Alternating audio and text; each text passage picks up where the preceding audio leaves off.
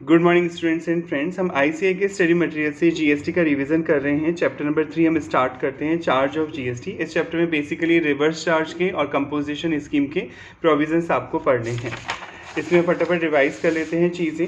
Power to levy tax is drawn from the constitution of India. आप पढ़ चुके हैं कि कॉन्स्टिट्यूशन से ही पावर मिलती है किसी भी गवर्नमेंट को। अगर टैक्स वसूल करना है जनता से तो वो कॉन्स्टिट्यूशन के अकॉर्डिंग कोई कानून बनाती है, जो कि जीएसटी जो गुड्स एंड सर्विसेज एक्ट बनाया 2017, और उसके अकॉर्डिंग फिर वो टैक्स कलेक्ट करती है। जीएसटी में आप टैक्सेबल इवेंट पढ़ चुके हैं। टैक्सेबल इवेंट जीएसटी में सप्लाई है, यानी अगर आप सप्लाई करते हैं किसी भी गुड्स की या सर्विसेज की तो आपको जीएसटी पे करना होगा। ये आप पढ़ चुके हैं कि जो सीजीएसटी और एसजीएसटी और यूटीजीएसटी है, अगर आप इंटर स्टेट सप्लाई करते हैं, विद इन स्टेट बेच रहे हैं सामान या विद इन यूनियन टेरिटरी बेच रहे हैं, तो सीजीएसटी और एसजीएसटी चार्ज होगा, और यूटी है तो यूटीजीएसटी चार्ज होगा। और अगर आप एक स्टेट से दूसरे स्टेट इंटर स्टेट सेल कर रहे हैं तो वहाँ पर आईजीएसटी चार्ज किया जाएगा, integrated goods and services tax वहाँ पे चार्ज होगा। एज ए जनरल रूल क्या है, अगर लोकेशन ऑफ सप्लाई यानी बेचने वाला और प्लेस ऑफ सप्लाई जहाँ वो गुड्स या सर्विस की डिलीवरी दे रहा है वो सेम स्टेट में सिचुएटेड है, सेम यूनियन टेरिटरी में सिचुएटेड है, तो इसको इंटर स्टेट सप्लाई माना जाता है। अगर सप्लाई करने वाला, जैसे मैं राजस्थान में रहता हूँ और आप भी राजस्थान में ही रहते हैं, तो मैं प्लेस ऑफ सप्लाई भी राजस्थान में आपको गुड्स या सर्विस की डिलीवरी राजस्थान में दे रहा हूँ, और लोकेशन भी सप्लाई की राजस्थान में ही है, तो ये इंटर स्टेट माना जाएगा। इंटर मतलब सेम स्टेट माना जाएगा, और यहाँ पर सीजीएसटी और एसजीएसटी चार्ज होगा। और अगर यूटीजीएसटी है तो सीजीएसटी और यूटीजीएसटी चार्ज होगा। नेक्स्ट, इंटर स्टेट बहुत ईजी है। लोकेशन ऑफ सप्लायर दूसरे स्टेट में है और place of supply of goods और सर्विस दूसरे स्टेट में है। टू डिफरेंट स्टेट हो सकते हैं, टू डिफरेंट यूनियन टेरिटरी हो सकती हैं, या एक स्टेट हो सकता है, एक यूनियन टेरिटरी हो सकती है, तो इन्हें इंटर स्टेट सप्लाई माना जाएगा कि आप एक स्टेट से दूसरे स्टेट गुड्स को बेच रहे हैं, सप्लाई कर रहे हैं, और यहाँ पर फिर आईजीएसटी चार्ज होगा, integrated goods and services tax charge होगा। सीजीएसटी का मतलब सेक्शन 9 के अकॉर्डिंग जो टैक्स चार्ज किया जाता है जीएसटी में, उसे सीजीएसटी बोलते हैं। Central goods and service tax levied charge होता है under section 9 of the CGST act, section 2 sub section 21 के according. Electronic commerce operator, electronic commerce मतलब जो ऑनलाइन मार्केट होता है जिसमें सामान किसी नेट के थ्रू आप किसी साइट पे पहुंचते हैं और सामान का ऑर्डर देते हैं, गुड्स खरीदते हैं, तो वो इलेक्ट्रॉनिक कॉमर्स कहलाता है। Electronic commerce means the supply of goods और सर्विसेज और both including digital product over digital और इलेक्ट्रॉनिक नेटवर्क हो सकता है, section 2 sub section 44। Electronic commerce operator की बात की जा रही है, फ्लिपकार्ट, अमेजॉन, ठीक है, ओयो, ये सब इलेक्ट्रॉनिक कॉमर्स ऑपरेटर हैं जो एक मीडिएटर का काम करते हैं कस्टमर और कंपनी के प्रोडक्ट और सर्विसेज के बीच में, और फिर उस कंपनी के प्रोडक्ट और सर्विस बेचने के बदले अमेजॉन उनसे क्या चार्ज करता है, अपनी कमीशन चार्ज करता है।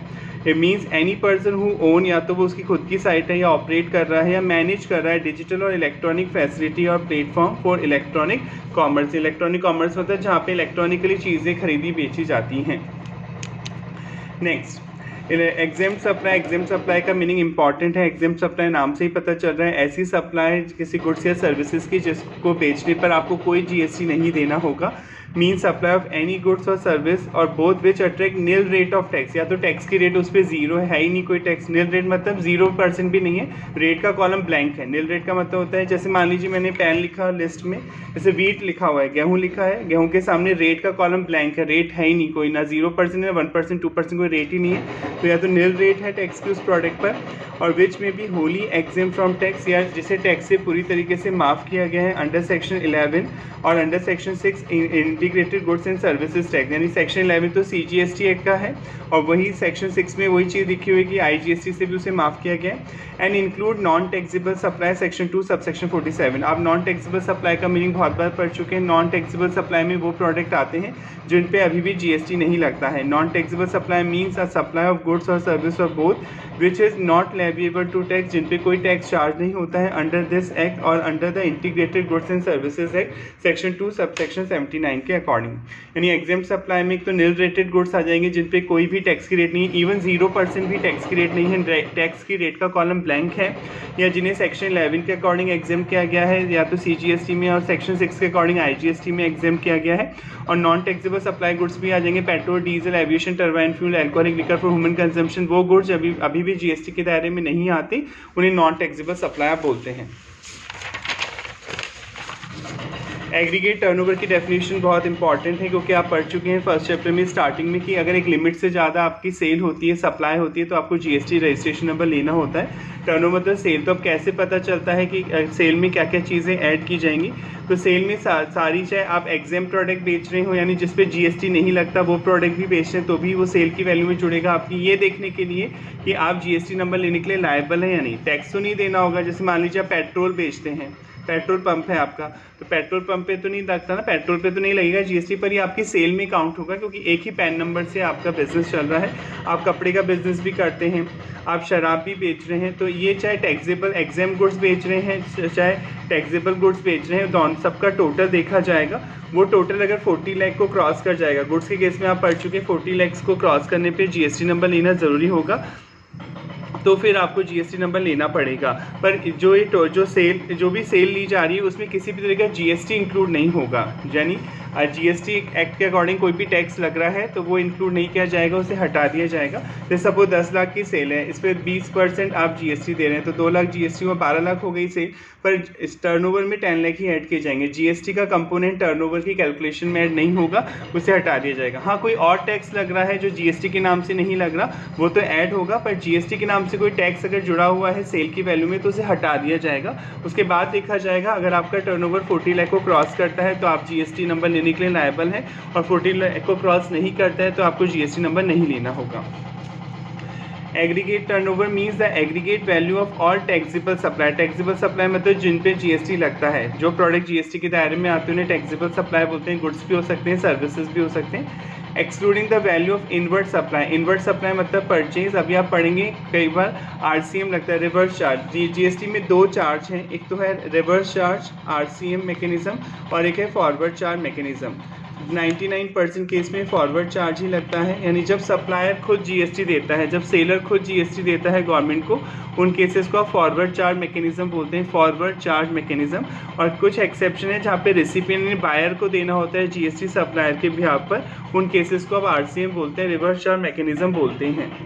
तो अगर आप आरसीएम के बेस पे टैक्स देने के लिए लायबल हैं तो वो तो परचेज है, परचेज पे दे रहे हैं आप जीएसटी, गवर्नमेंट ने आप पे डाल रखी है जीएसटी पे करने के लिए लायबिलिटी, तो वो इंक्लूड नहीं होगा। ठीक है, आरसीएम के बेस पे अगर आप जीएसटी दे रहे हैं गवर्नमेंट को तो वो आपकी टर्नओवर का पार्ट नहीं माना जाएगा। तो ये लिखा हुआ है excluding the value of inward supply. Inward supply मतलब purchase on which tax is payable by person reverse charge basis. अगर आप रिवर्स चार्ज के बेस पे किसी वैल्यू पे टैक्स दे रहे हैं तो वो वैल्यू टर्नओवर का पार्ट नहीं, वो आपकी सेल नहीं मानी जाएगी। ऑब्वियसली वो परचेज है ना, वो तो गवर्नमेंट ने हम पे डाल दी लायबिलिटी कि भाई सप्लायर की जगह तुम्हें देना है जीएसटी, वो तो परचेज है और परचेज की वैल्यू को आप सेल में नहीं ऐड कर सकते, common sense. Comma exempt supply की वैल्यू भी ऐड होगी। एक्सपोर्ट ऑफ गुड्स, अगर आप एक्सपोर्ट कर रहे हैं किसी गुड्स और सर्विसेज का, वो भी टर्नओवर में इंक्लूड किया जाएगा, सेल में इंक्लूड किया जाएगा both. And inter state supply of person, एक स्टेट से दूसरे स्टेट बेचते हैं तो वो भी इंक्लूड होगा। हैविंग सेम पैन नंबर, अगर एक ही पैन नंबर से आप पूरे इंडिया में बिजनेस कर रहे हैं तो जितनी भी ब्रांचेज हैं आपकी, एक कश्मीर में, कन्याकुमारी में, राजस्थान में, यूपी में है, बंगाल में, सबका टर्नओवर जोड़ के देखा जाएगा।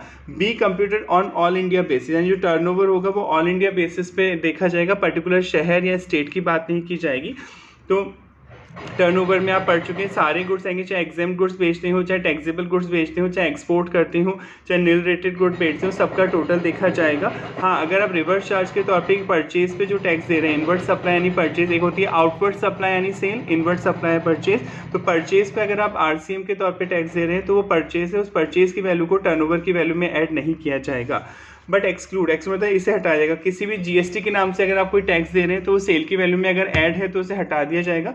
सेंट्रल टैक्स मतलब सीजीएसटी, स्टेट टैक्स मतलब एसजीएसटी, यूनियन टेरिटरी टैक्स मतलब यूटीजीएसटी, इंटीग्रेटेड टैक्स मतलब आईजीएसटी, सेस मतलब GST compensation cess section 2 subsection 6। तो आई होप एग्रीगेट टर्नओवर की डेफिनेशन आपको समझ में आ गई होगी।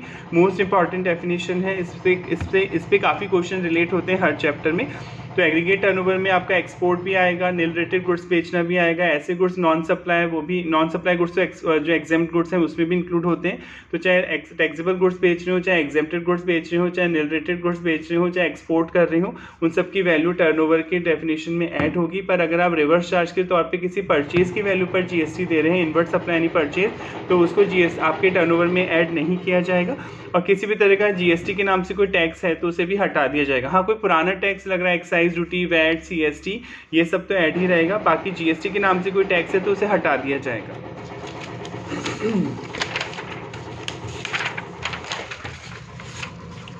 रजिस्टर्ड पर्सन किसे बोलते हैं? ऐसा पर्सन जो GST में रजिस्टर्ड हो, जिसने GST नंबर ले रखा हो, सेक्शन 25 के अकॉर्डिंग वो रजिस्टर्ड पर्सन होता है। But does not include a person having unique identity number. UID number होता है, यूनिक आइडेंटिटी नंबर होता है। ये जनरली जो फॉरेन जो डिप्लोमेटिक ऑफिसेज होते हैं इंडिया में, जैसे दिल्ली में अमेरिकन एम्बेसी भी है, UK एम्बेसी भी है, सबकी जो दूतावास बोलते हैं, अब इनके दूतावास कार्यालय होते हैं। जो अमेरिकन एम्बेसी है यहाँ पे दिल्ली में, और अब जो UK एम्बेसी यूनाइटेड किंगडम की, तो वहाँ पे फॉरेनर काम कर रहे होते हैं बहुत सारे। अब वो लोग इंडिया से भी प्रोडक्ट खरीदते हैं क्योंकि वो तो यहीं रहते हैं ना, अपने देश के भी यहाँ पे वो Indian embassy foreign American embassy में काम कर रहे हैं। तो वो लोग इंडिया से डिफरेंट प्रोडक्ट खरीदते हैं, और प्रोडक्ट खरीदने पर क्या देना पड़ता है उन्हें? GST। तो गवर्नमेंट इन्हें प्रिविलेज देती है कि आपने जो GST दिया तो हम आपको रिफंड कर देंगे। अब रिफंड करने के लिए क्या होना चाहिए? आपको GST नंबर लेना पड़ेगा। तो गवर्नमेंट ने बोला नहीं, आपको GST नंबर नहीं लेना पड़ेगा, आपको यूनिक आइडेंटिटी नंबर लेना होगा। और ये लोग इसलिए GST यूनिक आइडेंटिटी नंबर लेंगे कि खरीदने पे ये जो टैक्स पे कर रहे हैं किसी प्रोडक्ट या सर्विस, वो रिफंड हो जाता है। जो फॉरेन डिप्लोमेटिक मिशन होते हैं, दूतावास होते हैं, ये उनके लिए होता है नंबर, ठीक है। तो ये इसमें रजिस्टर्ड पर्सन नहीं बोल सकते आप, क्योंकि आउटपुट टैक्स तो देते ही नहीं है गवर्नमेंट को, बस ये नंबर इसलिए लेते हैं UIN नंबर कि जो GST दिया है खरीदने पे वो रिफंड मिल जाएगा इनको। रिवर्स चार्ज, इस चैप्टर में बेसिकली हमें रिवर्स चार्ज ही पढ़ना है। रिवर्स चार्ज वो सिचुएशंस होती हैं जिनमें गवर्नमेंट ने बोल रखा है कि बायर को देना होगा सेलर की जगह टैक्स। बायर को GST में क्या बोलते हैं? रिसिपिएंट। आप पढ़ चुके हैं, बायर सेलर वर्ड तो नहीं है, समझाने के लिए मैं आपको बोल रहा हूँ। GST में केवल सप्लायर वर्ड है और रिसिपिएंट वर्ड है। सप्लायर मतलब सेलर, रिसिपिएंट मतलब बायर। तो कुछ एक्सेप्शन है जिन केसेस में बायर को खरीदने पे GST देना पड़ता है, उन्हें आप रिवर्स चार्ज बोलते हैं। तो reverse charge means the liability to pay tax by recipient of supply of goods और सर्विसेज और बोथ इंस्टेड ऑफ सप्लायर। यानी सप्लायर की जगह जब बायर देता है GST तो उन केसेस को आप रिवर्स चार्ज बोलते हैं। यानी बायर को लेना होता है GST नंबर, बायर जमा कराता है सप्लायर के बिहाफ पर GST। ये आप पढ़ चुके हैं। जो GST है, CGST एक्ट है, पूरे इंडिया में अप्लाई होता है। सेक्शन 1 ऑफ CGST एक्ट, ये होल ऑफ इंडिया पूरे अप्लाई होता है GST एक्ट आपका। State GST law respective state में अप्लाई होगा। स्टेट और union territory with legislature, Delhi, Pondicherry, Jammu Kashmir को स्टेट ही माना जाता है GST में। और जब दिल्ली, पौंडीचेरी, जम्मू कश्मीर में अगर आप कोई प्रोडक्ट खरीदते हैं तो आपको SGST पे करना होता है। भले ये यूनियन टेरिटरी हैं पर GST के पॉइंट ऑफ व्यू से इन्हें स्टेट माना गया है क्योंकि इनकी खुद की लेजिस्लेचर है, खुद की विधानसभा है। तो अगर आप दिल्ली, पौंडीचेरी, जम्मू कश्मीर में शॉपिंग करेंगे तो वहाँ पे CGST और SGST ही चार्ज होगा। Integrated goods and service tax भी पूरे इंडिया में एक्सटेंड होता है। अगर आप एक स्टेट से दूसरे स्टेट गुड्स बेचते हैं तो आपको integrated goods and services tax देना होता है, IGST जिसे आप बोलते हैं शॉर्ट में।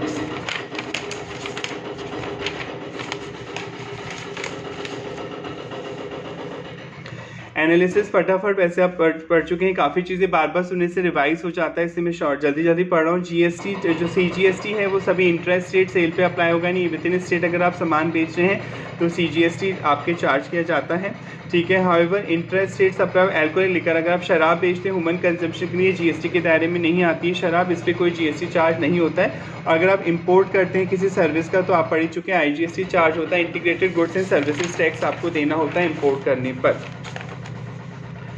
रेट क्या है CGST के आप पढ़ चुके हैं। मैक्सिमम CGST की रेट वो होती है जो गवर्नमेंट नोटिफाई करती है। मैक्सिमम रेट 20% हो सकती है, यानी 20% CGST, 20% SGST। मैक्सिमम एक प्रोडक्ट पर GST की रेट 40% से ज़्यादा नहीं हो सकती, यानी IGST भी जो है मैक्सिमम 40% हो सकता है, किसी प्रोडक्ट पे से ज़्यादा नहीं हो सकता है। एट प्रेजेंट 40% रेट है ही नहीं किसी प्रोडक्ट पर, 28% मैक्सिमम GST की रेट अभी लगाई जाती है। Tax payable on supply of goods और सर्विसेज और both under reverse charge. Reverse charge पे कब देना होगा? रिवर्स चार्ज आप पढ़ चुके हैं, वो केसेस जिनमें बायर को, रिसिपिएंट को देना होता है GST सप्लायर के बिहाफ पर, यानी सप्लायर को नहीं देना है GST, रिसिपिएंट बायर को ही GST नंबर लेना होगा और वो गवर्नमेंट को जमा कराना होगा। ऐसे कौन से गुड्स या प्रोडक्ट हैं? तो जो GST काउंसिल के कहने पर जो गवर्नमेंट नोटिफाई करेगी ऐसे प्रोडक्ट और सर्विसेज के नाम जिन पर RCM अप्लाई किया जाएगा। Generally, the supplier of goods or service is liable to pay GST. Supplier ही देता है GST. However, under reverse charge mechanism RCM में the liability to pay GST is cast, मतलब डाली गई recipient buyer को देना होगा GST। ये reverse charge का मतलब होता है जब buyer GST पे करता है गवर्नमेंट को। अब यहाँ से important point शुरू होते हैं इस चैप्टर के। पहला कॉलम है कैटेगरी का, कौन सर, दूसरा कॉलम है सप्लायर ऑफ सर्विस कौन दे रहा है और रेसिपिएंट बायर कौन है। और इन केसेस में हम आरसीएम पढ़ने जा रहे हैं, आरसीएम ही लगेगा यहाँ पर, supply of service taxable under reverse charge under section 9 subsection 3 of the CGST act. यानी इन केसेस में आरसीएम अप्लाई होगा, रिवर्स चार्ज मैकेनिज्म अप्लाई होगा और बायर को यानी रेसिपिएंट को देना होगा जीएसटी। अगर supply of service by way of goods transport agency, goods transport agency है, अगर गुड्स ट्रांसपोर्ट एजेंसी कौन होती है, जो आपका सामान एक जगह से दूसरी जगह ले जाती है। जैसे अग्रवाल पैकर मूवर्स चलते हैं, वो आपका ट्रांसफ़र हो गया एक शहर से दूसरे शहर, तो वो आपका सामान ट्रक में या टेम्पो में लोड करके एक शहर से दूसरे शहर ले जाते हैं और आपको एक वो कंसाइनमेंट नोट देते हैं, प्रूफ देते हैं बाकायदा क्या ले जा रहे हैं, ठीक है, और कितने रुपए वो आपसे चार्ज करेंगे एक्सेट्रा। एक तरह से प्रॉपर बिल देते हैं, बिल डॉक्यूमेंटेशन के तौर पर कंसाइनमेंट नोट देते हैं। अब जैसे कोई रिक्शे वाला है, आपने कोई फ्रिज खरीदा, उससे शोरूम से अपने घर ले गए, तो वो रिक्शे वाला कोई कंसाइनमेंट नोट थोड़ी देता है आपको, क्या ऑटो वाला। पर ये लोग आपको एक गुड्स ट्रांसपोर्ट एजेंसी उसे ही बोला जाएगा जो प्रॉपर आपको एक कंसाइनमेंट नोट इशू करेगी कि वो आपका क्या सामान ले जा रही है, कहाँ ले जा रही है और क्या वैल्यू वो आपसे चार्ज कर रही है, तो उसे ही आप गुड्स ट्रांसपोर्ट एजेंसी बोलते हैं। तो अगर गुड्स ट्रांसपोर्ट एजेंसी इन लोगों को सर्विस दे रही है जो आप पढ़ने जा रहे हैं, इनका सामान इधर से उधर ले जा रही है, तो जीटी नहीं देगी जीएसटी, ये लोग देंगे GST. Any factory registered under और गवर्न बाय फैक्ट्रीज, अगर फैक्ट्री एक्ट के अकॉर्डिंग किसी फैक्ट्री का सामान ले जा रही है जो फैक्ट्री एक्ट में रजिस्टर्ड है। Any society registered under society registration act 1860, किसी सोसाइटी का सामान वो लेके जा रही है। एनी कोऑपरेटिव सोसाइटी, कोई कोऑपरेटिव सोसाइटी है, ठीक है, उसका सामान लेके जा रही है, अमूल वगैरह cooperative society. Any person registered under GST, ऐसा पर्सन जिसके पास जीएसटी नंबर है जो जीएसटी में रजिस्टर्ड है। एनी बॉडी कॉर्पोरेट, जो कंपनी आपका सी इंस्टीट्यूट या ICM इंस्टीट्यूट, ये सब बॉडी कॉर्पोरेट हैं जो स्पेशल एक्ट के अकॉर्डिंग इस्टेब्लिश हुए हैं। कोई फॉरेन कंपनी भी बॉडी कॉर्पोरेट मानी जाएगी, ठीक है। पार्टनरशिप फर्म है, वेदर रजिस्टर्ड और not in under any law including association person, AOP भी इसमें आ जाएंगे। कोई कैजुअल टैक्सेबल पर्सन है located in the taxable territory, casual taxable person आप आगे भी पढ़ेंगे, पर अभी समझिए कैजुअल टैक्सेबल पर्सन आपने पढ़ा जीएसटी में सेपरेट रजिस्ट्रेशन का कॉन्सेप्ट है। अगर आपके पास राजस्थान में आपका बिजनेस है और आप यूपी में बिजनेस करना चाहते हैं तो आपको सेपरेट जीएसटी नंबर लेना होगा। पर कई बार कुछ दिनों के लिए हम दूसरे स्टेट में अपना सामान बेचने जाना चाहते हैं, हम परमानेंट सेटल होने नहीं जा रहे उस स्टेट में, यूपी में कोई एग्जीबिशन लग रही है, मेला लग रहा है, फेयर लग रहा है 15 दिन के लिए, और हम चाहते हैं कि हमारा सामान यूपी में उस 15 दिन के लिए मेले में बिक जाए, तो आपको कैजुअल टैक्सेबल पर्सन बोला जाएगा जिसे टेम्परेरी बेसिस पे दूसरे स्टेट में जाना है। मैक्सिमम 90 डेज के लिए आप जा सकते हैं और कमिश्नर चाहे तो 90 डेज और एक्सटेंड कर सकते हैं। जीएसटी में मैक्सिमम 180 डेज के लिए आप दूसरे स्टेट में जाके बिजनेस कर सकते हैं, आपको अलग से कोई जीएसटी नंबर नहीं लेना होगा। तो ऐसे बंदे को कैजुअल टैक्सेबल पर्सन बोला जाएगा। परमानेंट जीएसटी नंबर नहीं लेना होगा, क्योंकि आप 15 दिन या 10 दिन या मैक्सिमम 90 दिन के लिए जा सकते हैं और 90 दिन इसे और एक्सटेंड किया जाएगा। उसके बाद आप वापस लौट जाएंगे अपने स्टेट में, फिर आप उस स्टेट में नहीं बेचेंगे सामान। तो ऐसा पर्सन कैजुअल टैक्सेबल पर्सन कहलाता है। तो कैजुअल टैक्सेबल पर्सन कौन होता है? जो किसी ऐसे स्टेट में जा रहा है, किसी ऐसी यूनियन टेरिटरी में जा रहा है जिसके पास जहाँ उसके पास कोई सेपरेट जीएसटी नंबर नहीं है, पर वहाँ वो कुछ दिन के लिए जा रहा है, मैक्सिमम 90 दिन या उससे कम के लिए जा रहा है, और इस 90 दिन को और एक्सटेंड किया जा सकता है। तो ऐसे पर्सन को कैजुअल टैक्सेबल पर्सन बोलते हैं। तो जो गुड्स ट्रांसपोर्ट एजेंसी है, अगर वो किसी फैक्ट्री को सर्विस दे रही है, किसी सोसाइटी को सर्विस दे रही है, किसी कोऑपरेटिव सोसाइटी को सर्विस दे रही है, किसी रजिस्टर्ड पर्सन को सर्विस दे रही है, किसी बॉडी कॉर्पोरेट को सर्विस दे रही है, किसी पार्टनरशिप फर्म को सर्विस दे रही है, किसी एसोसिएशन पर्सन को सर्विस दे रही है, किसी कैजुअल टैक्सेबल पर्सन को सर्विस दे रही है, तो जीएसटी ये लोग ही देंगे। वैसे सर्विस कौन दे रही है? Goods transport agency. वो आपका सामान इधर से उधर ले जा रही है, किराया वो चार्ज कर रही है आपसे, पर किराए पे आपको ही देना होगा GST. Goods transport agency GST नहीं देगी। गवर्नमेंट ने रूल बना रखा है, रिवर्स चार्ज मैकेनिज्म यहाँ पे अप्लाई हो जाएगा। पर ये आरसीएम इन केसेस में अप्लाई नहीं होगा। अगर किसी गवर्नमेंट डिपार्टमेंट को दे रही है गुड्स ट्रांसपोर्ट, किसी गवर्नमेंट डिपार्टमेंट का सामान ले जा रही है, चाहे सेंट्रल गवर्नमेंट हो, चाहे स्टेट गवर्नमेंट हो, चाहे यूनियन टेरिटरी हो, या किसी लोकल अथॉरिटी नगर निगम का सामान ले जा रही है, कोई गवर्नमेंट एजेंसी का सामान ले जा रही है, जिसने केवल इन डिपार्टमेंट ने जीएसटी नंबर केवल इसलिए ले रखा है कि ये टीडीएस काटेंगे। अभी आप पढ़ेंगे सेक्शन 51, वैसे आप पढ़ चुके हैं, रिविजन कर रहे हैं।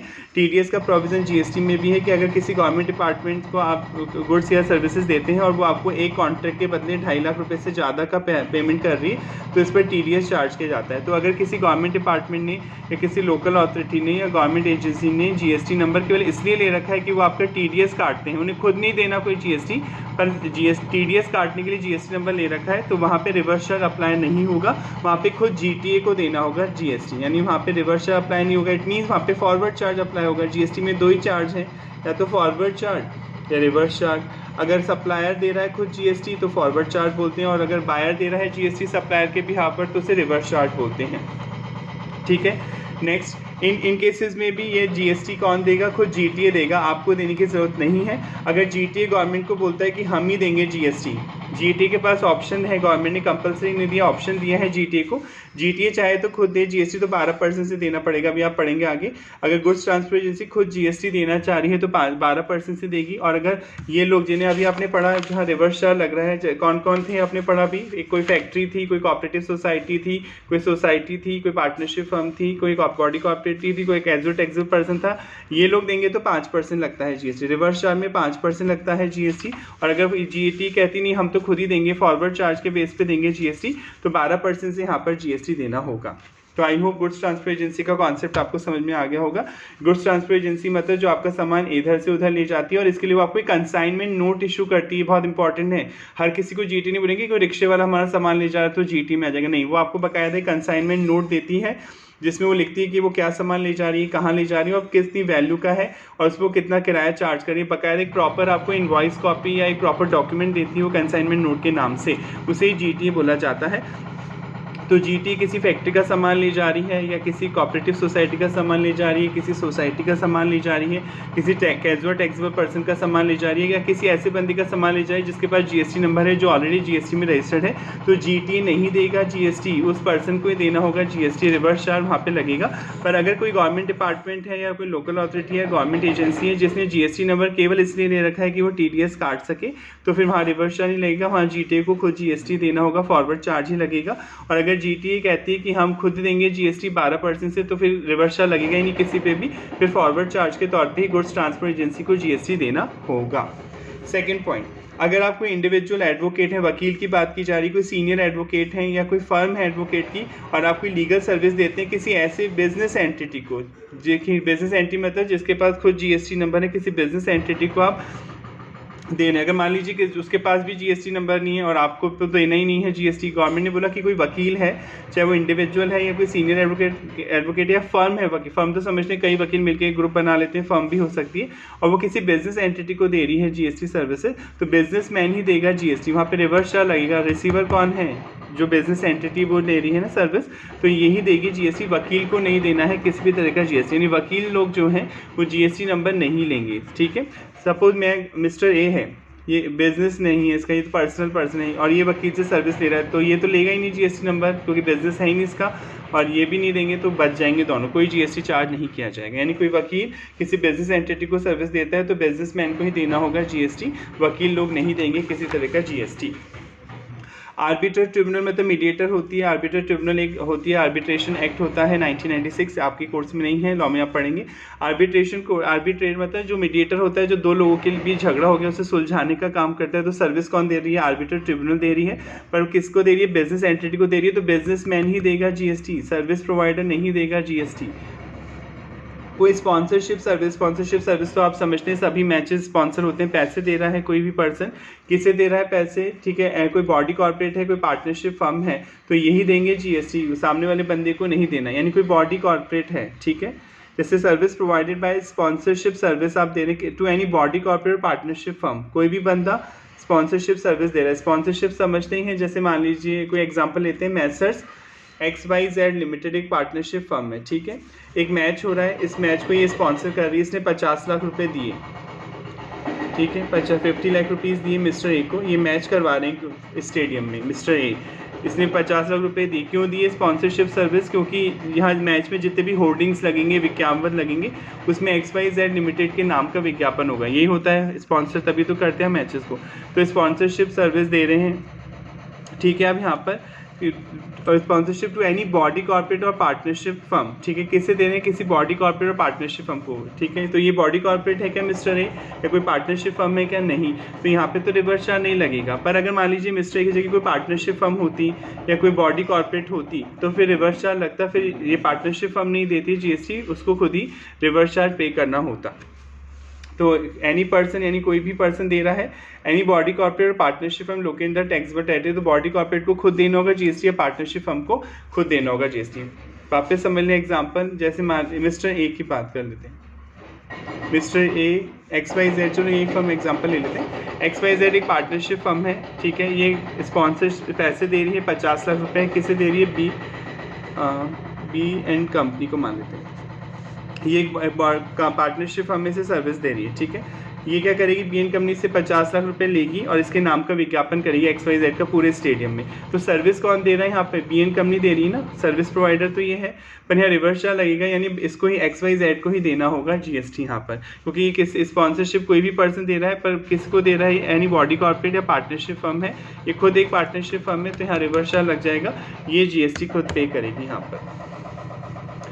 नेक्स्ट है, and service supplied by central government, state government, union territory, local authority to a business entity, यानी central government, state government, union territory, local authority किसी भी बिजनेसमैन को सर्विस देने, बिजनेस एंटिटी मतलब जिसके पास जीएसटी नंबर है ऑलरेडी, वो बिजनेस एंटिटी है, तो सीधे जीएसटी कौन देगी, वो बिजनेस एंटिटी ही देगी, गवर्नमेंट को नहीं देना है जीएसटी। यानी central government, state government, union territory किसी बिजनेस एंटिटी को देते हैं, किसी बिजनेसमैन को सर्विस देते हैं, ठीक है, तो वहाँ पे जीएसटी खुद वो बिजनेसमैन देगा, गवर्नमेंट नहीं देगा, वहाँ आरसीएम लग जाएगा। बट एक्सक्लूडिंग मतलब ये जो सर्विसेज हैं इन पे गवर्नमेंट खुद देगी जीएसटी, यहाँ आरसीएम नहीं लगेगा।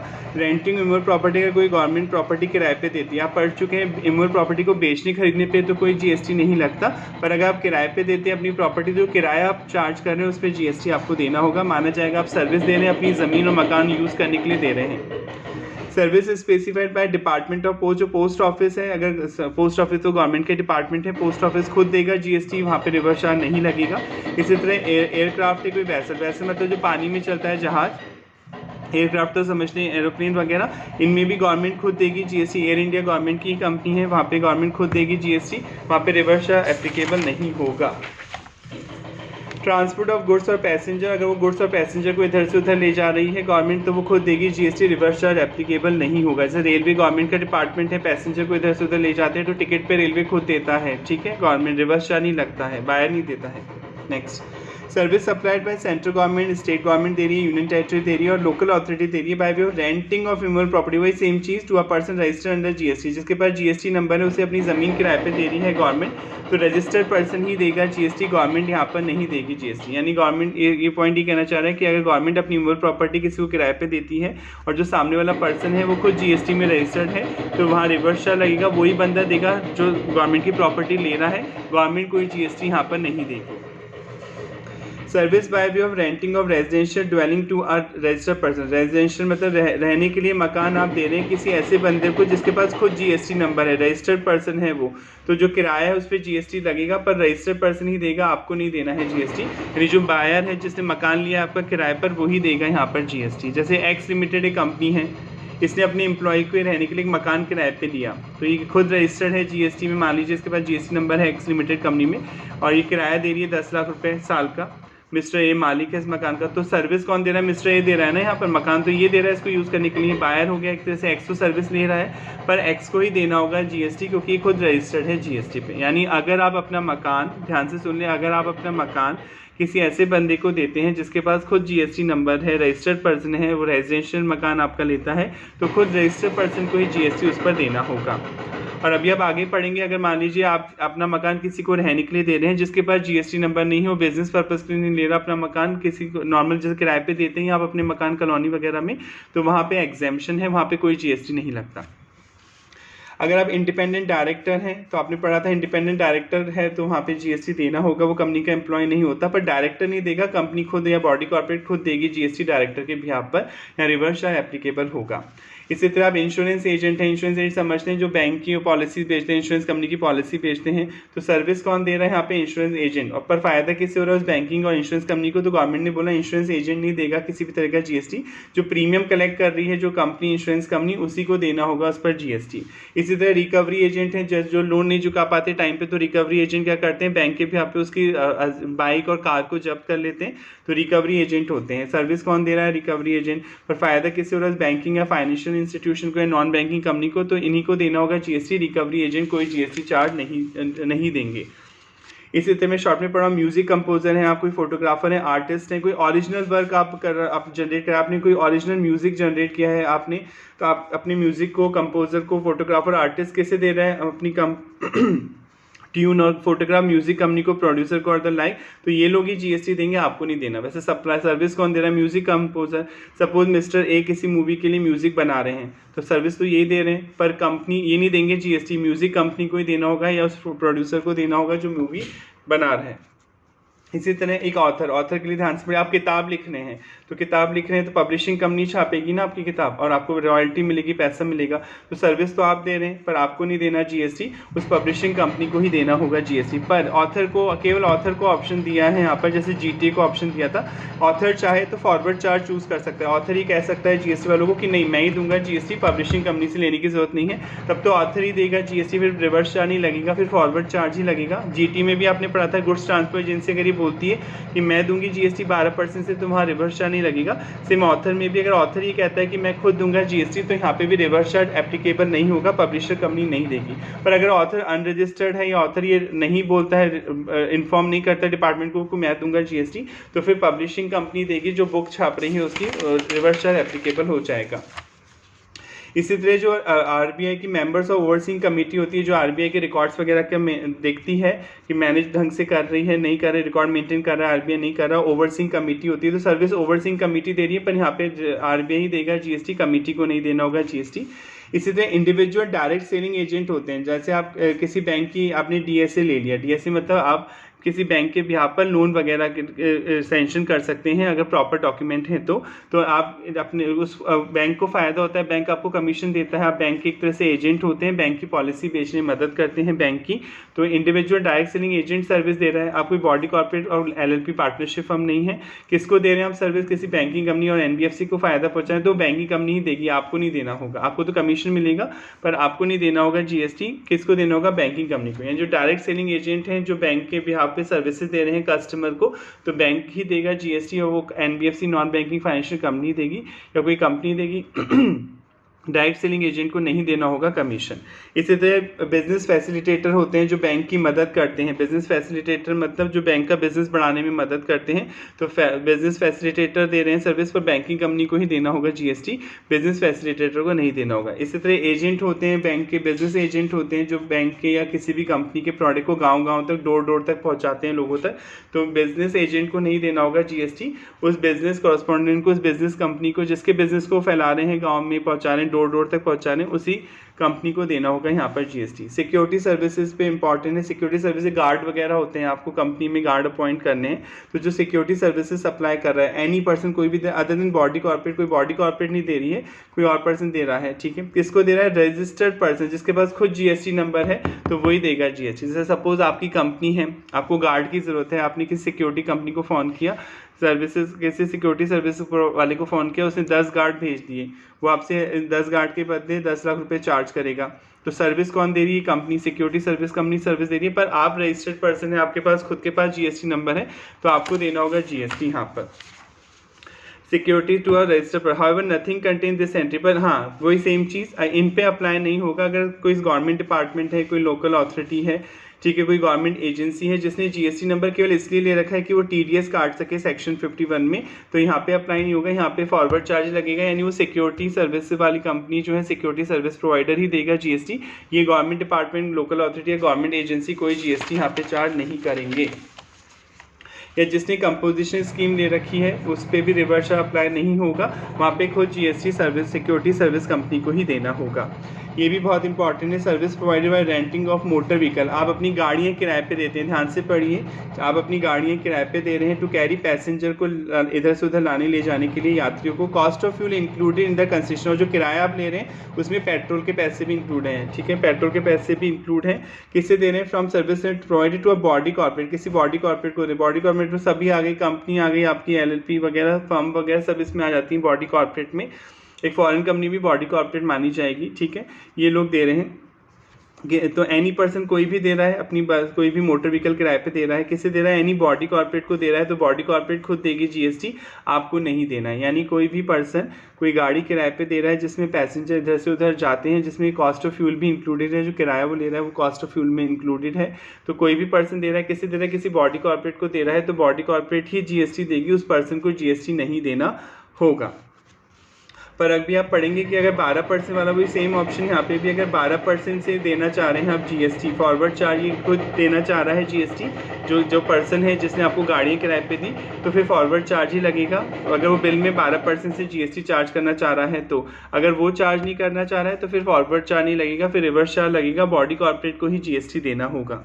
अगर सिक्योरिटी लैंडिंग, अगर अपनी आप सर्विस दे रहे हैं लैंडिंग ऑफ सिक्योरिटी, आप किराए पे लैंड करने में तो उधार दे रहे हैं अपनी सिक्योरिटीज, इनकी प्रोविजन डीप में नहीं पढ़ा रहे, भी रिवीजन कर रहे हैं आप, तो अभी आप समझो लैंडर है, लैंडर पैसे चार्ज करेगा जब आपको गिरवी रखेगा, अपनी सिक्योरिटी देगा, तो बोरोअर को ही देना होगा GST. Borrower person who borrow the security under scheme through the intermediary approve by SEBI. SEBI के अकॉर्डिंग जो सिक्योरिटी उधार ले रहा है, शेयर जो आपसे बोरो कर रहा है, उसके बदले जो पैसे दे रहा है, तो बोरोअर को ही देना होगा जीएसटी, आपको नहीं देना होगा जीएसटी। ध्यान से समझने, सिक्योरिटी बेच खरीद नहीं रहे आप, सिक्योरिटीज बेचने खरीदने पे कोई जीएसटी नहीं, आप पढ़ चुके हैं, शेयर डिवेंचर बॉन्ड बेचने खरीदने पे कोई जीएसटी नहीं है, पर आप बेच नहीं रहे हैं, आप सिक्योरिटी लैंड कर रहे हैं, इसके बदले कंसेशन चार्ज कर रहे हैं, परमानेंट नहीं बेच रहे हैं, तो लैंडर को नहीं देना होगा जीएसटी, बोरोअर को ही जीएसटी देना होगा। बॉडी कॉर्पोरेट का मतलब वही है जो कंपनीज एक्ट में है, क्या है, as per section 2 subsection 11 of companies act 2030, body corporate और कॉर्पोरेशन इंक्लूड अ कंपनीज में इंक्लूड होगी जो कि इनकॉर्पोरेट रजिस्टर्ड हुई outside India but does not include एक कोऑपरेटिव सोसाइटी को बॉडी कॉर्पोरेट नहीं बोला जाएगा, ठीक है। एक any other body corporate not being a company, जो कंपनी नहीं है जिसे सेंट्रल गवर्नमेंट ने स्पेसिफाई कर रहा है कि भैया इसे बॉडी कॉर्पोरेट नहीं समझा जाएगा, तो सिंपली है एक कोऑपरेटिव सोसाइटी को एक्सक्लूड किया जाएगा बॉडी कॉर्पोरेट की डेफिनेशन से। जीटीए सर्विसेज आप पढ़ चुके हैं, जीटीए खुद अगर देना चाह रहा है, मैंने भी पढ़ाया आपको, जीटीए के पास ऑप्शन है, अगर वो खुद देना चाह रही है गुड्स ट्रांसपोर्ट एजेंसी सर्विस तो 12% से लगेगा, फिर फॉरवर्ड चार्ज ही लगेगा, पर अगर वो खुद नहीं देना चाह रही है तो 5% से रिवर्स चार्ज बेसिस पे जो सप्लाई रेसिपिएंट है वो देगा जीएसटी गवर्नमेंट को। चार्ट में यही लिखा हुआ है साफ साफ।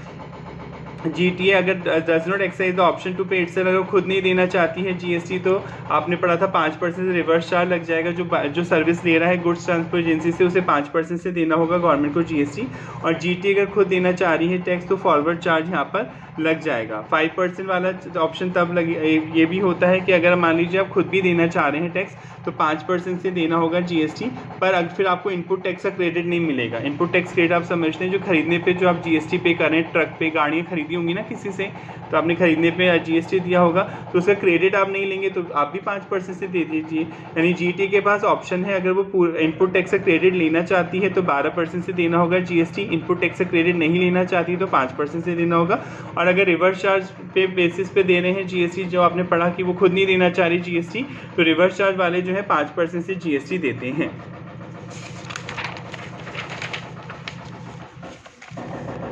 ये तो आपने पढ़ लिया, ये तो हो गया। Taxability of remuneration paid to director आप पढ़ चुके हैं, जो इंडिपेंडेंट डायरेक्टर होते हैं वो कंपनी के एम्प्लॉय नहीं होते हैं। इंडिपेंडेंट डायरेक्टर को जो रेम्युनरेशन मिल रहा है, बोनस कमीशन मिल रहा है, उस पर रिवर्स चार्ज के तौर पे कंपनी को देना होगा जीएसटी, वो नहीं देगा। हाँ, अगर कोई डायरेक्टर है वो एम्प्लॉय है कंपनी का तो आपने पढ़ लिया, जहाँ एम्प्लॉयर एम्प्लॉय का रिलेशन होता है वहाँ पे जीएसटी एग्जेम्प्ट होगा। क्लियर? तो आपने बस इस पूरे पैराग्राफ में इतना ध्यान रखना है, कोई इंडिपेंडेंट डायरेक्टर है, इंडिपेंडेंट डायरेक्टर कंपनी का एम्प्लॉय नहीं होता है, उसको जो रेम्युनरेशन मिल रहा है चाहे बोनस के नाम से मिल रहा है, चाहे कमीशन के नाम से मिल रहा है, चाहे किसी भी नाम से मिल रहा है, उस पर जीएसटी कंपनी देगी रिवर्स चार्ज के बेस पर, यानी डायरेक्टर नहीं देगा। सर्विस वैसे डायरेक्टर दे रहा है, सप्लायर कौन है यहाँ पे? डायरेक्टर, पर कंपनी को देना होगा, आरसीएम अप्लाई होगा रिवर्स चार्ज के तौर पे। अगर एम्प्लॉय है कंपनी का director, full time director, whole time director तो एम्प्लॉय होता है कंपनी का, वहाँ पे जीएसटी नहीं लगेगा क्योंकि एम्प्लॉयर एम्प्लॉय के रिलेशन में कोई जीएसटी चार्ज नहीं किया जाता है। Electronic commerce operator Amazon Flipkart की बात हो रही है, आपको एक प्लेटफॉर्म प्रोवाइड करते हैं जहाँ पे गुड्स और सर्विसेज जाके आप बेचते हैं। अगर आप अमेजॉन के थ्रू अपने प्रोडक्ट बेचना चाहते हैं तो अमेजॉन पहले आपके प्रोडक्ट को बेचेगा, फिर कस्टमर से पैसे लेगा, फिर अपना कमीशन काट के आपको बाकी पैसे ट्रांसफर कर देगा। कमीशन लेगा ना, आपके प्रोडक्ट बेचने में, आपकी सर्विस देने में वो आपकी मदद कर रहा है, तो इसे ECU बोलते हैं। इन 4 सर्विसेज पे जो आप पढ़ने जा रहे हैं रिवर्स चार्ज लगेगा, यानी इसमें इलेक्ट्रॉनिक कॉमर्स ऑपरेटर को ही देना होगा जीएसटी। अमेजॉन, फ्लिपकार्ट, अर्बन क्लैब, इनको ही देना होगा, ठीक है। त्रिवागो, ये जितनी भी साइट्स हैं जो आपकी हेल्प करती हैं, मीडिएटर के तौर पे काम करती हैं कस्टमर और कंपनी के बीच में, इन 4 पॉइंट पे ही केवल रिवर्स चार्ज लगेगा। मैं बार बार बोल रहा हूँ, और किसी पे नहीं लगेगा। पहला पॉइंट, सर्विस, ये ओला उबर की बात कर रहे हैं। Service by way of transportation of passenger by radio taxi, motor cab, maxi cab, motorcycle, omnibus और एनी अदर मोटर व्हीकल, ठीक है। अगर आप मोटर व्हीकल के थ्रू, आप मोटर व्हीकल में आप समझते हैं बाइक भी आ जाएगी, कार भी आ जाएगी, आप लोगों को इधर से उधर पैसे लेके पैसेंजर को ट्रैवल करवाते हैं जैसे ओला उबर वाले, तो वहाँ पे सर्विस कौन दे रहा है? ड्राइवर दे रहा है, वैसे तो सर्विस वो लेके जा रहा है इधर से उधर, पर ड्राइवर नहीं देगा जीएसटी, ओला उबर को ही देना होगा, आरसीएम अप्लाई होगा यहाँ पर। क्लियर? और नॉलेज के लिए समझने, radio taxi, motor cab, maxi cab का मतलब हम डीप में नहीं जाएंगे, बस ऐसी कोई भी टैक्सी, ऐसी कोई भी बाइक जिस पे जीपीएस सिस्टम लगा हो, ग्लोबल पोजीशनिंग सिस्टम लगा हो, उसे रेडियो टैक्सी और मैक्सी कैब आप बोलते हैं, क्योंकि कंपनी को पता रहता है कि गाड़ी कहाँ कहाँ मूव कर रही है, वही इसमें इंक्लूड होगी। अगर जीपीएस सिस्टम नहीं लगा हो तो ये इसमें नहीं आएगा, फिर आरसीएम नहीं लगेगा, फिर फॉरवर्ड चार्ज लगेगा। ठीक है, डी वाले पॉइंट में बताया, पहले डी वाला पढ़ा देता हूँ। Supply of restaurant service other than service supplied bye restaurant eating joint located specified premises. जैसे जोमेटो की बात हो रही है, वो रेस्टोरेंट सर्विसेज मतलब आप कोई प्रोडक्ट ऑर्डर करते हैं तो वो आपके घर पे फूड वगैरह डिलीवर हो जाता है, राइट, जोमेटो के थ्रू। तो ये रेस्टोरेंट सर्विसेज को सप्लाई कर रहे हैं, ठीक है। तो यहाँ पे भी रिवर्स चार्ज लगेगा, जोमेटो खुद देगा, जीएसटी आरसी में अप्लाई होगा। यहाँ पर जो कंपनी है, जो प्रोडक्ट सेलर, उसे नहीं देना होगा जीएसटी। पर स्पेसिफाइड प्रीमाइसेस का मतलब क्या है, अगर किसी होटल का जिस होटल का जो खाना सप्लाई कर रहे हैं, जो फूड सप्लाई कर रहे हैं, रेस्टोरेंट सर्विस सप्लाई कर रहा है वो जोमेटो, त्रिवागो, अगर उस होटल का किराया 7,500 रुपये पर डे से ज़्यादा है, डिक्लेयर टैरिफ, उस होटल में जो किराया है एक रूम का पर यूनिट पर डे का 7,500 रुपये से ज़्यादा है, तो रिवर्स चार्ज, तो ये पॉइंट एप्लीकेबल नहीं होगा। ठीक है, ये पॉइंट एप्लीकेबल तभी होगा जब 7,500 रुपये से कम किराया, 7,500 या उससे कम किराया चार्ज करता है वो होटल, और उसकी सर्विसेज आपको त्रिवागो दे रहा है। त्रिवागो, ठीक है, आप कई साइट ऐसी जिनके साइट के थ्रू आप उस होटल वगैरह को बुक करा सकते हैं सर्विसेज को, तो वहाँ पे रिवर्स चार्ज अप्लाई नहीं होगा। वहाँ रेस्टोरेंट सर्विसेज पे रिवर्स चार्ज अप्लाई तभी होगा जब 7,500 रुपये से कम पैसा ले रहा है अगला बंदा आपसे, तो ईसीओ देगा। अगर ये 7,500 रुपये से ज़्यादा है तो फिर वो खुद देगा जीएसटी, पर वहाँ पे इलेक्ट्रॉनिक कॉमर्स ऑपरेटर नहीं देगा जीएसटी। इन दो केसेस में जो अब ए और डी आपने पढ़े, इनमें चॉइस नहीं है, इनमें ईसीओ को, इलेक्ट्रॉनिक कॉमर्स ऑपरेटर को ही जीएसटी देना होता है। एक तो मोटरसाइकिल और रेडियो टैक्सी जिनमें जीपीएस सिस्टम लगा होता है, ओला, उबर, वो खुद देंगे जीएसटी, वहाँ आरसीएम ही लगेगा हमेशा, फॉरवर्ड चार्ज कभी नहीं लग सकता, ड्राइवर नहीं देगा, जो ओला उबर है उन्हें मिल रही है सर्विस वही देंगे। इसी तरह जो रेस्टोरेंट सर्विसेज हैं, अगर जो डिक्लेयर टैरिफ है वो 7,500 रुपये या उससे कम है तो आरसीएम लगेगा, हमेशा इलेक्ट्रॉनिक कॉमर्स ऑपरेटर ही देंगे जीएसटी। हाँ, ये दो पॉइंट जो आप पढ़ने जा रहे हैं बी और सी, इनमें ऑप्शन है, यानी सामने वाला, जैसे मान लीजिए मेरा होटल है, ठीक है, मेरे पास खुद जीएसटी नंबर है, पर मेरा होटल आप त्रिवागो की साइट पे जाके भी बुक करा सकते हैं, मेरी साइट पे आके भी आप मेरे होटल का रूम बुक कर सकते हैं और त्रिवागो की साइट पे जाके बुक कर सकते हैं। तो त्रिवागो, अभी आपने क्या पढ़ रहे हैं आप, ईसीओ देगा, इलेक्ट्रॉनिक कॉमर्स ऑपरेटर। यहाँ इलेक्ट्रॉनिक कॉमर्स ऑपरेटर कौन है, त्रिवागो दे रहा है, हेल्प कर रहा है मेरी होटल के, मेरे रूम होटल के बुक करवाने में, पर त्रिवागो नहीं देगा क्योंकि मेरे पास खुद जीएसटी नंबर है। तो अगर मेरे पास खुद जीएसटी नंबर होगा तो आरसीएम नहीं लगेगा, वहाँ फॉरवर्ड चार्ज ही लगेगा, मैं ही दूंगा जीएसटी, त्रिवागो नहीं देगा। Services by way of providing accommodation, आप प्रोवाइड कराते हैं किसी होटल में, इनमें, गेस्ट हाउस में, कैंप साइट में, क्लब में, other commercial places mean for residential purpose, जहाँ रह सकते हैं लोग, लॉजिंग पर्पज, एक्सेप्ट, देखिए एक्सेप्ट लग गया, except where the person supplying such service, अब पर्सन मैं हूँ, मैं दे रहा हूँ सर्विस, तो electronic commerce operator liable for registration under section 22। अगर मेरे को खुद जीएसटी नंबर लेना है, नहीं मेरे पास ऑलरेडी जीएसटी नंबर है यहाँ पर, तो यहाँ पर फॉरवर्ड चार्ज लगेगा, आप पे रिवर्स चार्ज नहीं लगेगा, यानी ईसीओ नहीं देगा इस केस में टैक्स, अगर मेरे पास खुद जीएसटी नंबर है तो। अगर मेरे को किसी ऐसे होटल का रूम बुक कर रहा है त्रिवागो या किसी गेस्ट हाउस का जिसके पास जीएसटी नंबर नहीं है, तब तो रिवर्स चार्ज लगेगा, फिर तो त्रिवागो को ही देना होगा, यानी इलेक्ट्रॉनिक कॉमर्स ऑपरेटर की जो साइट है उसे ही देना होगा जीएसटी। सेम इस वाले में भी ऑप्शन देखिए, एक अर्बन क्लैब की बात कर रहा है, service by way of house keeping की आप सर्विस देते हैं, प्लम्बर, जैसे प्लम्बिंग हो गई, carpenting etcetera, except where the person supplying such service through electronic commerce operators liable for registration under section 22 subsection 1। अगर अर्बन क्लैब जीएसटी में registered है तो फिर इलेक्ट्रॉनिक कॉमर्स ऑपरेटर नहीं देगा, यानी आप किसी साइट के थ्रू जाकर, आप मान लीजिए आप अर्बन क्लैब कंपनी है और मैं प्लम्बर हूँ और मेरे को आप अर्बन क्लैब कंपनी है, कोई कस्टमर आपके थ्रू मेरा अपॉइंटमेंट बुक कराता है, मैं उसके घर जाऊँगा, नल वगैरह ठीक करूँगा, तो मैं जो आप अर्बन क्लैब जो कंपनी है, मैं तो मैं जो प्लम्बर हूँ, मेरे पास तो जीएसटी नंबर है ही नहीं, ऑब्वियसली मैं तो इंडिविजुअल, मेरे पास तो कोई जीएसटी नंबर नहीं है, तो जो अर्बन क्लैब है उसे ही जीएसटी देना होगा। पर अगर मान लीजिए मेरे पास खुद ही जीएसटी नंबर है तो फिर अर्बन क्लैब नहीं देगा, यानी ईसीओ यहाँ पे जीएसटी नहीं देगा। मैं वापस रिवाइज करा देता हूँ, चार्ज सर्विस में ही, गुड्स के केस में नहीं लगता है, ठीक है, केवल सर्विस के केस में ही electronic commerce operator RCM basis पर जीएसटी पे करेगा, पहला केस क्या था, कोई रेडियो टैक्सी है, कोई मोटरसाइकिल है जिसपे जीपीएस सिस्टम लगा हुआ है, ग्लोबल पोजिशनिंग सिस्टम लगा हुआ है, तो और वो आपको इधर से उधर छोड़ती है पैसेंजर को। ओला उबर की बात करें तो वहाँ हमेशा आरसीएम लगेगा, ओला उबर को ही देना होगा, जीएसटी ड्राइवर नहीं देगा। वैसे सर्विस ड्राइवर दे रहा है पर ड्राइवर नहीं देगा, ओला उबर को ही देना होगा। इसी तरह कोई होटल बुक कराया जा रहा है किसी साइट के थ्रू और वो होटल वाले के पास जीएसटी नंबर नहीं है, अगर वो खुद होटल वाला जीएसटी नंबर में रजिस्टर्ड है तब तो वो होटल वाला ही दे देगा जीएसटी, फिर आरसीएम नहीं लगेगा। पर अगर होटल वाले के पास जीएसटी नंबर नहीं है तो इलेक्ट्रॉनिक कॉमर्स ऑपरेटर जिस साइट के थ्रू आप बुक करा रहे हैं वो होटल, वो साइट वाला है, चाहे त्रिवागो हो चाहे कोई और कोई साइट भी हो सकती है, उसके थ्रू जीएसटी चार्ज किया जाएगा। जैसे गोभी वो भी साइट होती है, बहुत सी साइट है आजकल। इसी तरह अगर कोई प्लम्बर या कारपेंटिंग हाउसकीपिंग की सर्विसेज आप दे रहे हो, वो प्लम्बर कारपेंटर जीएसटी में रजिस्टर्ड नहीं है तो आरसीएम लग जाएगा, ईसीओ खुद देगा जीएसटी, अर्बन क्लैब खुद देगा जीएसटी, उस प्लम्बर कारपेंटर को देने की जरूरत नहीं है। हाँ, अगर प्लम्बर कारपेंटर खुद ही के पास जीएसटी नंबर है तो फिर अर्बन क्लैब नहीं देगा। इन दो में चॉइस है, अगर जीएसटी नंबर है सामने वाले के पास तब तो वो खुद ही देगा, फॉरवर्ड चार्ज लगेगा, नहीं है तो ईसीओ देगा, इलेक्ट्रॉनिक कॉमर्स ऑपरेटर देगा। और कोई रेस्टोरेंट सर्विसेज आप दे रहे हैं और उस जिस होटल वाले के खाना वगैरह आप सप्लाई कर रहे हैं, उस होटल में जो किराया है एक पर डे पर रूम का 7,500 रुपये या उससे कम है तब तो रिवर्स चार्ज लगेगा, ईसीओ देगा। पर उस होटल का जो डिक्लेयर टैरिफ है, जो किराया है रूम का 7,500 रुपये से ज़्यादा है पर डे पर रूम, तो रिवर्स चार्ज नहीं लगेगा, फिर फॉरवर्ड चार्ज लगेगा, उस होटल वाले को जीएसटी देना होगा। लिखा हुआ भी स्पेसिफाइड का मतलब प्रीमाइसेस जिस उस होटल की बात की जा रही है जिसका अकोमोडेशन का किराया 7,500 रुपये उससे ज़्यादा हो।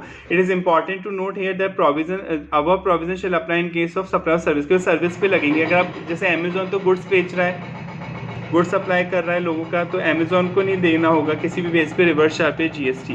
केवल सर्विस, इन जो 4 सर्विसेज आपने पढ़ी, ठीक है, अगर ये 4 सर्विसेज आप सप्लाई कर रहे हैं कोई इलेक्ट्रॉनिक कॉमर्स ऑपरेटर, उसमें भी 2 में तो ऑप्शन मिल सकता है कि अगर सामने वाला खुद ही रजिस्टर्ड है तो वो फॉरवर्ड चार्ज देगा, बाकी में इन 2 में तो कोई ऑप्शन नहीं है। इन 2 में तो कंपलसरी जो ईसीओ है, इलेक्ट्रॉनिक कॉमर्स ऑपरेटर है, ए पॉइंट में और डी पॉइंट में उन्हें कंपलसरी आरसीएम के तौर पर टैक्स पे करना होगा। Tax on the above service supplied through eco shall be paid by eco, electronic commerce operator को देना होगा। The eco on service notified under section 9 subsection 5, under section 9 subsection 5 में ही थी 4 सर्विसेज जो आपने पढ़ी, section 9 subsection 5, including on restaurant service provided through eco के through देने पे जीएसटी, ईसीओ को ही देना होगा GST by furnishing detain from GSTR 3B। अभी आप पढ़ेंगे जीएसटीआर 3B में आपको हर महीने फाइल करनी होती है, इसमें आपको सेल परचेज की डिटेल देनी होती है, कितनी सेल है, कितनी परचेज है, कितना आउटपुट टैक्स है, कितना input tax credit etcetera. Reporting में आउटवर्ड टैक्सेबल सप्लाई, देखिए आउटवर्ड टैक्सेबल सप्लाई दिखाना होगा यहाँ पर आपको। जो ईसी है इलेक्ट्रॉनिक कॉमर्स ऑपरेटर है वो सेल मानते हुए दिखाएगा, वैसे ये सेल नहीं है, ये किसी और से लेके आप सर्विस आगे प्रोवाइड करा रहे हैं। बट जीएसटी वालों ने बोला कि जो ईसीओ अगर रिवर्स चार्ज के तौर पे टैक्स दे रहे हैं इन 4 सर्विसेज पे तो ये आउटवर्ड टैक्सेबल सप्लाई ही मानी जाएंगी। आउटवर्ड मतलब सेल, इनवर्ड सप्लाई मतलब purchase. ECO not to collect TCS in respect of restaurant service so notify. अभी आपने पढ़ा इन TCS के प्रोविजन आप पढ़ेंगे, अगर आप इलेक्ट्रॉनिक कॉमर्स ऑपरेटर हैं तो आप TCS कलेक्ट करेंगे, ठीक है, प्रोडक्ट पर TCS कलेक्ट किया जाएगा 1% के हिसाब से। पर अगर इन सेक्शन 9 सबसेक्शन 5 में जो सर्विसेज आती हैं उनमें TCS कलेक्ट नहीं किया जाएगा। अभी TCS का चैप्टर मैं आपको रिवाइज कराऊंगा, अभी तो आप यही समझ लें कि अगर जो सर्विसेज सेक्शन 9 सबसेक्शन 5 में कवर्ड हैं उन पर electronic commerce operator TCS collect नहीं करेगा, tax collected at source collect नहीं करेगा, क्योंकि इन सर्विसेज पे वो खुद टैक्स पे कर रहा है।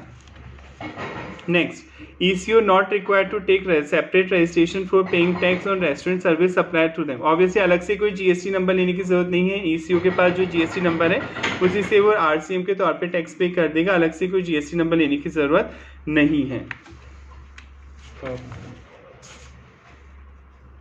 बाकी चीज़ें तो ठीक है। अब नेक्स्ट इसमें आगे बढ़ते हैं। पर्सन लायबल टू पे GST for above special service when supply through eco. आपने पढ़ा कि ईसीओ ही देता है, सेक्शन 9 सबसेक्शन 5 में जो सर्विसेज हैं उन पे आरसीएम अप्लाई होता है और ईसी को देना होता है tax. If the eco located in taxable territory, India में ही है, उसका वो जो ऑनर है जो साइट ऑपरेट कर रहा है इंडिया में ही है, उसका जो ऑफिस है, तो खुद पर्सन जो है ईसीओ खुद देगा जीएसटी। मान लीजिए वो कोई ईसीओ जो डज नॉट है physical present taxable territory, taxable territory मतलब इंडिया जहाँ पे जीएसटी के प्रोविजन अप्लाई होते हैं उसे टैक्सेबल टेरिटरी बोलते हैं, तो इंडिया में ही अप्लाई हो रहे हैं, अपन इंडिया का जीएसटी पढ़ रहे हैं। तो अगर मान लीजिए कोई फिजिकल प्रेजेंस नहीं, कोई ऑफिस तो नहीं है उस इलेक्ट्रॉनिक कॉमर्स ऑपरेटर का, तो उसे अपने यहाँ पे एक पर्सन को अपॉइंट करना होगा जिसे सीईओ बोलते हैं, chief executive officer. Person liable to pay tax is the person representing ECO, जो इलेक्ट्रॉनिक कॉमर्स ऑपरेटर है उसे जो इंडिया में रिप्रेजेंट कर रहा है वो बंदा फिर जीएसटी पे करेगा ईसीओ के बिहाफ पर। और मान लीजिए if the eco has neither the physical present, कोई ऑफिस नहीं है उस इलेक्ट्रॉनिक कॉमर्स ऑपरेटर का यहाँ पर, नॉर एनी रिप्रेजेंटेटिव इंडिया, और कोई इंडिया में रिप्रेजेंटेटिव भी नहीं है, तो बिजनेस नहीं कर सकते आप। फिर गवर्नमेंट ने बोला कोई ना कोई पर्सन आपको अपॉइंट करना होगा जो आपके बिहाफ पर यहाँ पे जीएसटी की फॉर्मेलिटी पूरी करेगा, क्योंकि ऑनलाइन ऑर्डर तो आप किसी गूगल के थ्रू अमेरिका से भी सामान मंगा सकते हैं। अब वो अमेरिकन साइट है जिसके थ्रू आपने ऑर्डर दिया, अब वो अमेरिकन साइट बोल रही है कि हमारा तो इंडिया में कोई ऑफिस भी नहीं है और हमारा कोई बंदा भी नहीं है, ठीक है, वो ऑर्डर तो ऑनलाइन हम कोरियर के थ्रू भिजवा देते हैं। नहीं, ऐसा नहीं चलेगा। अगर आप इंडिया में सर्विसेज दे रहे हैं तो आपको किसी पर्सन को अपॉइंट करना पड़ेगा जो आपके बिहाफ पे फॉर्मेलिटी पूरी करेगा जीएसटी डिपार्टमेंट की। Person liable to pay tax is the person appointed by eco, आपको अपॉइंट करना ही पड़ेगा for the purpose of paying tax, क्योंकि रिवर्स चार्ज लग रहा है तो टैक्स के तौर पे आप रिवर्स चार्ज अगर पे करने के लिए लायबल है सेक्शन 9 सबसेक्शन 5 में, तो आपको किसी बंदे को अपॉइंट करना होगा जो आपके यहाँ पर जीएसटी की सर्विसेज फॉर्मेलिटी को पूरी कर सके। चलिए इसमें तक करते हैं, एक और वीडियो बनाएंगे। रिवीजन का ये लंबा चैप्टर है, अगर आपकी कोई स्पेसिफिक प्रॉब्लम है तो इस चैप्टर से पूछ लीजिएगा। लास्ट 2 चैप्टर के वीडियो ऑलरेडी अपलोड हो चुके हैं। अगर आपको उसमें भी कोई प्रॉब्लम है, कोई पर्टिकुलर क्वेश्चन आपको समझ में नहीं आ रहा, कोई प्रॉब्लम आ रही है, तो आप कॉमेंट करके पूछ सकते हैं। Thank you so much.